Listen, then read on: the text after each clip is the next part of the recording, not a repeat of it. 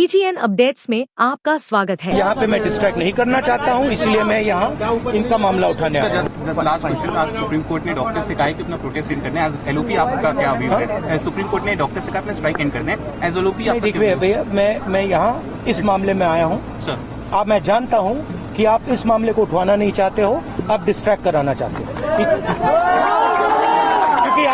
क्योंकि आप दलितों की बात नहीं रखना चाहते। देखिए, आज पूरे देश में एक न्याय के लिए लड़ाई चल रही है। बंगाल में जो आरजीकर मेडिकल कॉलेज में रेप और हत्या हुई, इस पर माननीय सुप्रीम कोर्ट ने भी संज्ञान लिया। हाई कोर्ट के बाद सुप्रीम कोर्ट ने पश्चिम बंगाल की सरकार को फटकार लगाई कि किस प्रकार से वो इंस्टीट्यूशनल संस्थागत कवर अप कर रहा है और बेटी बचाओ या बेटी को न्याय दिलाओ नहीं, बल्कि बलात्कारी बचाओ और सबूत मिटाओ कर रहा है। परंतु दुख की बात यह है कि कल राहुल गांधी ने कहा कि ये पूरा विषय एक डिस्ट्रैक्शन है। मतलब बंगाल में बेटी के लिए न्याय की लड़ाई डिस्ट्रैक्शन है। और राहुल गांधी की देखा देखी राकेश टिकैत, जो इनके करीबी नेता है, इंडिया अलायंस के बहुत ही चहेते नेता है, वो कहते हैं कि ये षड्यंत्र है ममता बनर्जी की सरकार के खिलाफ। वो कहते हैं कि 10 दिन से मीडिया और देश की जनता प्रोपेगेंडा कर रही है। मैं पूछना चाहता हूँ, सुप्रीम कोर्ट षड्यंत्र का हिस्सा है? माता पिता का बयान कि उनकी बेटी को ममता बनर्जी न्याय नहीं दिलवा रही है, यह षड्यंत्र का हिस्सा है? हाई कोर्ट की सख्त टिप्पणी और सीबीआई को जांच सौंप देना, पश्चिम बंगाल की पुलिस को कहना कि एब्सोल्यूट फेलियर रहा, यह षड्यंत्र का हिस्सा है राकेश टिकैत जी?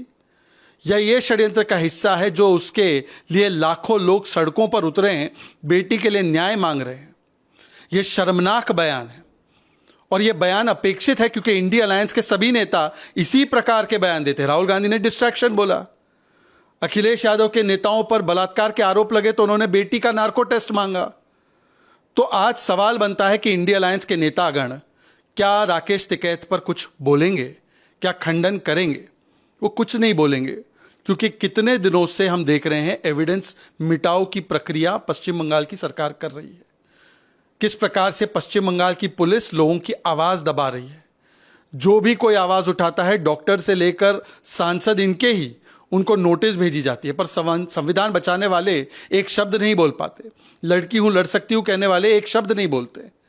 और अब तो आलम यह है कि इसको षड्यंत्र और प्रोपेगेंडा कहा जा रहा है। मुझे लगता है कि पश्चिम बंगाल में अब पिछले दिनों और भी 4-5 घटनाएं हुई है। नर्स के साथ भी उत्पीड़न हुआ है, मारा पीटी की घटना भी एक डॉक्टर के साथ हुई है।